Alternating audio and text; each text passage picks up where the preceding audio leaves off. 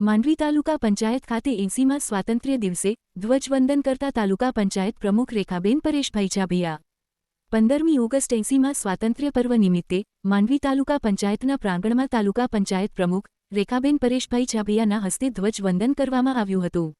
પરેશભાઈ ચાભિયા, ATDO પ્રકાશ ચૌહાણ તેમજ તાલુકા પંચાયતના સ્ટાફગણ અને વિદ્યાર્થીઓ ઉપસ્થિત રહ્યા હતા। બેન, આજે દેશમાં 80મા સ્વાતંત્ર્ય પર્વની માંડવી તાલુકા પંચાયત ખાતે ઉજવણી કરવામાં આવી છે। કાર્યક્રમ કેવું રહ્યું અને માંડવી તાલુકાની જનતા, દેશની જનતાને સંદેશો આપો? આપણા દેશના આજ 80મા સ્વતંત્રના દિવસની આપ સૌને હું હાર્દિક શુભેચ્છાઓ આપું છું। આજે જે આપણે આઝાદ ભારતમાં આઝાદ જીવન જીવી રહ્યા છીએ તેના પાછળ આપણા દેશના કેટલાય દેશભક્ત અને ક્રાંતિકારીઓનો બલિદાન છે। આજના આ પાવન પ્રસંગે આપણે મહાત્મા ગાંધી, સરદાર વલ્લભભાઈ પટેલ અને બાબા આંબેડકર, સુભાષચંદ્ર બોઝ જેવા કેટલાય સપૂતો શહીદ થઈ ગયા આપણા દેશ માટે।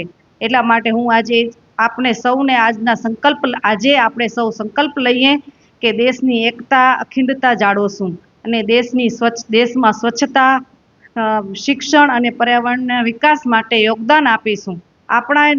આપણા દેશના યુવાનો શિક્ષણ અને કૌશલ્ય ક્ષેત્રે આગળ વધે, મહિલાઓ સશક્ત બને અને ખેડૂતો સમૃદ્ધ બને અને દેશના દરેક પરિવારના વિકાસ તક મળે, એ જ આપણી સાચી સ્વતંત્રતાની ઉજવણી છે।